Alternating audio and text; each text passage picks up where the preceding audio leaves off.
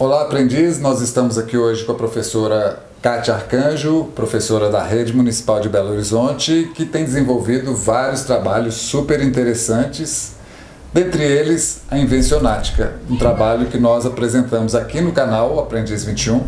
Quem ainda não viu, veja, porque é um vídeo espetacular, né? Que recebeu várias críticas, tanto lá no nosso canal, quanto críticas super positivas que eu recebi através do WhatsApp.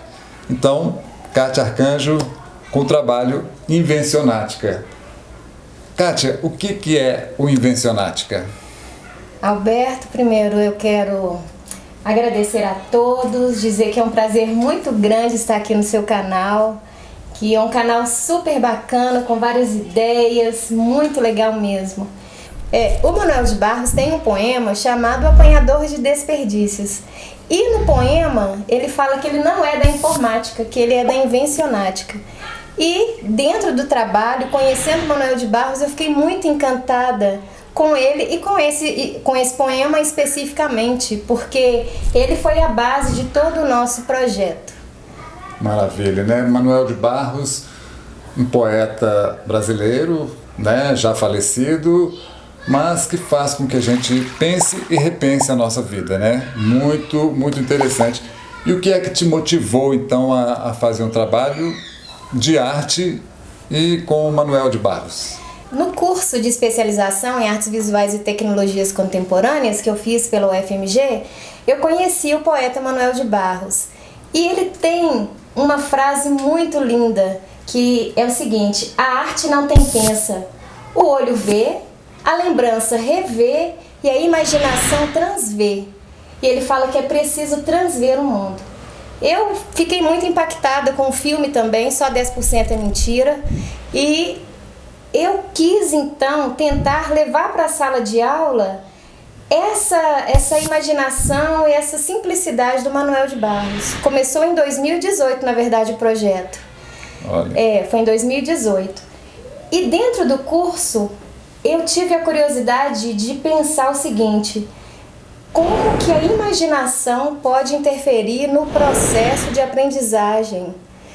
E pensando nesse trecho de um dos poemas do Manuel de Barros, eu corri atrás da imaginação, pensando exatamente nisso, né? Então eu quis buscar essa pesquisa mesmo, de ver como que a imaginação pode afetar positivamente os meninos, e mais especificamente com os poemas do Manuel de Barros. A imaginação, aí a gente percebe que envolve também a criatividade, né? Envolve um projeto super bacana como o que você trouxe para todos nós, né? Que esse projeto acabou ficando público através do vídeo, então foi um trabalho assim que nos encantou a todos. E a gente percebe que encantou muito as crianças e os adolescentes que foram envolvidos nesse projeto. Como que você viu o envolvimento dessas crianças, desses adolescentes, né? Sim. Nesse projeto? Em 2018 eu já percebi que era possível trabalhar com Manuel de Barros. E aí, quando você fala de criação, eu penso o seguinte, que a criação, na verdade, é a imaginação trabalhando. A criatividade. A criatividade é a imaginação trabalhando. Exatamente. Certo? O Einstein tem uma frase que diz que a criatividade é o cérebro se divertindo. Exatamente. Assim. É alguma coisa do tipo, né? Isso. E o que é interessante no Manuel de Barros? Ele trabalha com metáforas. E foi um desafio para mim fazer com que esses adolescentes conseguissem materializar um poema.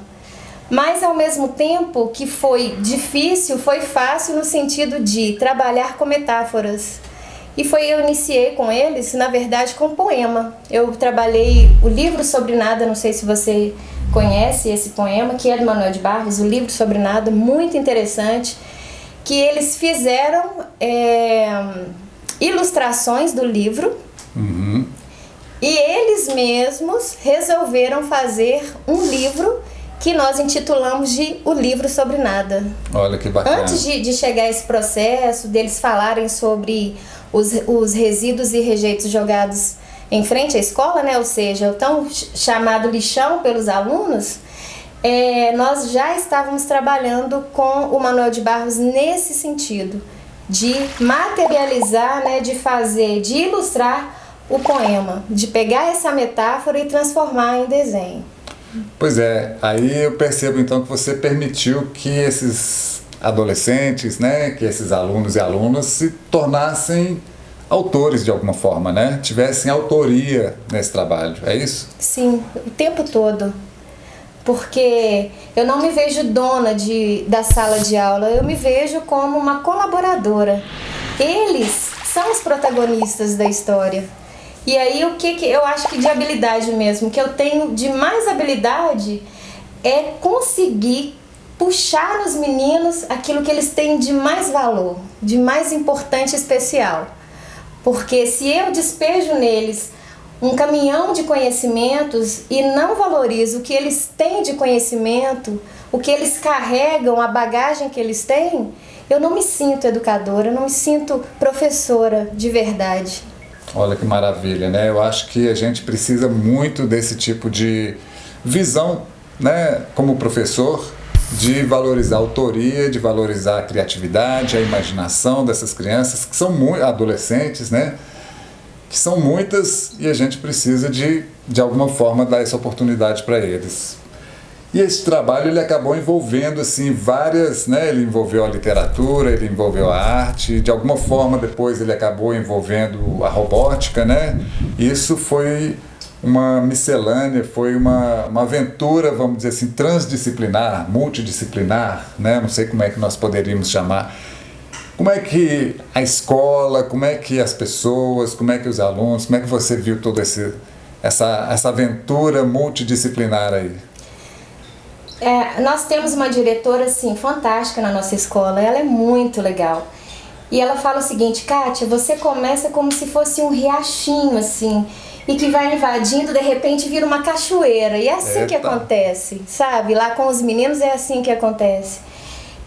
Nós começamos com um poema e aí eles trouxeram essa questão do lixo na porta da escola e de repente aquele lixo se transforma numa outra coisa, numa possibilidade no pensamento.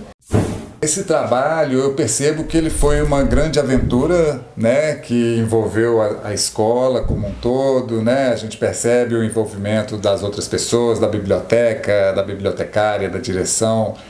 O lixão ali de reaproveitar, né, esses materiais. Como é que foi essa história lá na escola? Foi muito bacana. No começo mesmo do ano, por volta de fevereiro mais ou menos, a comunidade estava com surto de dengue por causa daquela chuva que teve, né? E aí os meninos falaram desse lixão, falaram dessa questão da dengue e eu nunca tinha me atentado pro lixão que tinha na porta da escola. Olha, há anos que eu trabalho lá, mas nunca percebi, porque o caminho que eu passo geralmente é muito diferente. Então, quando eles falaram disso e do que estava acontecendo, a situação grave lá, de muita gente pegando dengue, eu resolvi trazer o documentário do Vicky Muniz, falando sobre a questão do lixo, né? Não sei se vocês conhecem o filme do Vicky Muniz chamado Lixo Extraordinário. E foi muito interessante porque eu descobri que muitos dos alunos têm na família pessoas catadoras. Então, o filme foi muito impactante para eles. E na mesma época, a prefeitura também lançou o projeto Arte e Sustentabilidade. Coincidiu muito e nós entramos no projeto, né? Que foi muito bom, foi muito interessante e muito envolvente. Inclusive, a professora de português também se envolveu. Ela me ajudou na parte da biografia do Manuel, foi bem interessante. Uma outra professora trouxe uma exposição para a escola do Manuel de Barros com um poema. Então foi assim um casamento muito perfeito. Acho que, né, tudo conspirou ao nosso favor. Foi bem bacana. E aí eu consegui fazer essa associação do Vicky Muniz com o Manuel de Barros, né? Então foi esse casamento mesmo, que eu também não sei dizer se é multi, se é inter, se é trans, enfim. Foi muito envolvente e não tem nem palavras assim para descrever o que que esse projeto é, na verdade, né? E a partir desse casamento e da questão dos poemas, os meninos levantaram essas questões. Nós resolvemos então trabalhar a assemblagem. Tem um livro bem bacana, ele está até aqui, chamado Menino Arteiro. Não sei se você conhece. Não conheço. Não, é um livrinho bem bacana do Guto Lacasse, que é o artista, né? Gil Veloso. Guto Lacasse eu conheço. Guto Lacasse você conhece. O Gil Veloso, quem escreveu. E nós pudemos trabalhar um pouco esse livro, que foi bem legal também, para os meninos conseguirem materializar o poema. Então o Guto também ajudou muito, porque ele fala, o Gil Veloso fala de uma forma muito gostosa dessas invenções do Guto Lacasse. Então ele também foi um livro muito base, né? Quem quiser conhecer esse livro, ele é muito legal. Vale a pena, né? Vale a pena. Trabalhar em sala de aula com ele é um livro bem fantástico de se trabalhar. E é isso, assim, essa junção da tecnologia. Os meninos, eles trouxeram os materiais, resíduos de casa. Alguns também retiraram lá do lixão alguns materiais para fazer essa escultura, essa assemblagem que ficou muito bacana.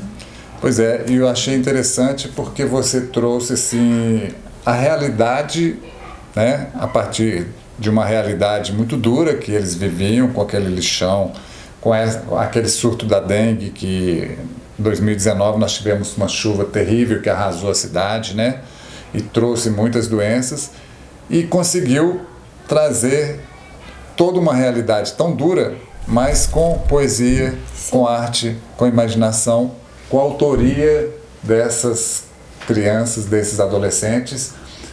E pensando nisso, como é que você vê hoje o papel do professor assim na sala de aula? Porque ainda nós temos aquele professor que vamos dizer assim, gosta muito do conteúdo e trabalha só o conteúdo, né? O rigor da grade curricular, e você parece que foi muito além disso aí. Como é que você vê o papel do professor hoje em dia para que essas crianças, esses adolescentes possam desabrochar, crescer?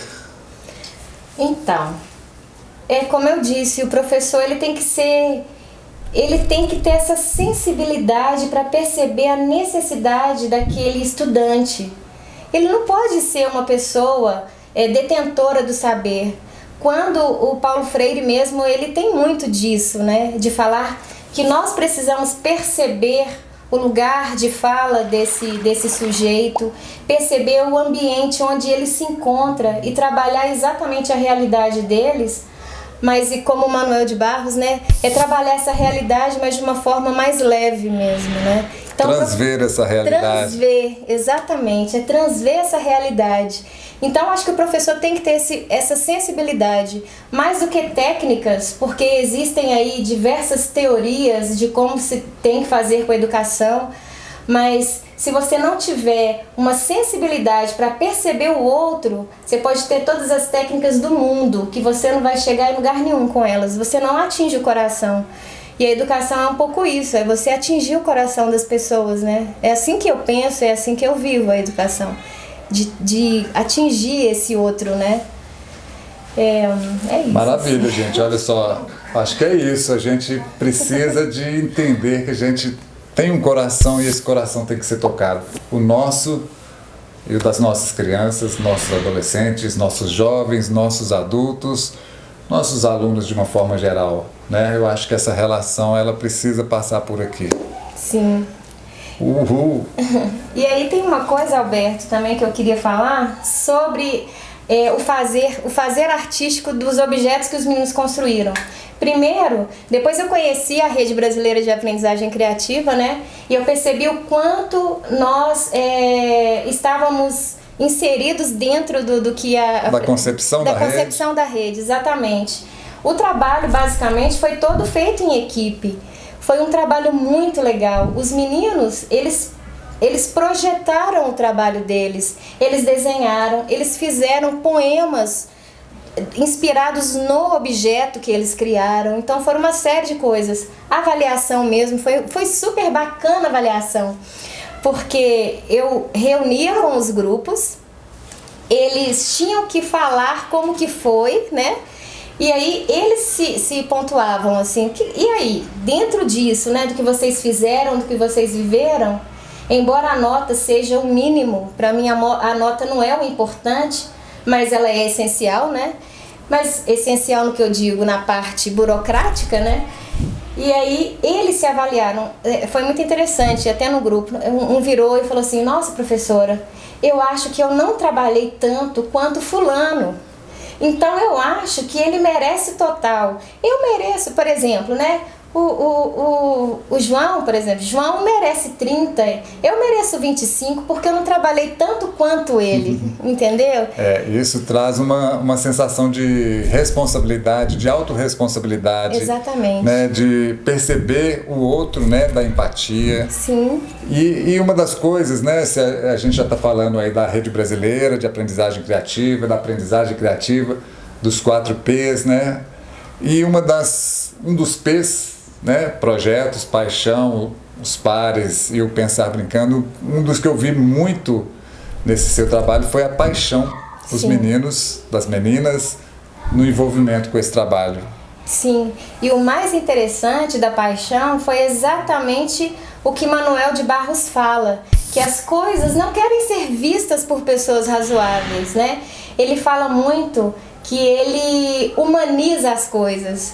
Então, quando eu consegui passar para os meninos que aquelas coisas, elas não são só coisas, mas que existe algo muito maior nelas, aí pronto, o encantamento surgiu de verdade. Aí foi bem legal, sabe? Pois é, olha que maravilha, né, gente? Então, estamos aqui com Kátia Arcanjo, com um trabalho maravilhoso que foi apresentado no vídeo anterior, Invencionática. Quem não viu, veja. É fantástico esse trabalho e ela dando esse depoimento aqui pra gente. Alguma coisa mais que você queira dizer? Academicamente falando, também eu tive boas experiências, né? Por exemplo, eu escrevi um artigo, eu pude participar lá em Manaus, levando o artigo, falando um pouco do meu relato de experiência. Eu acho que foi algo muito interessante.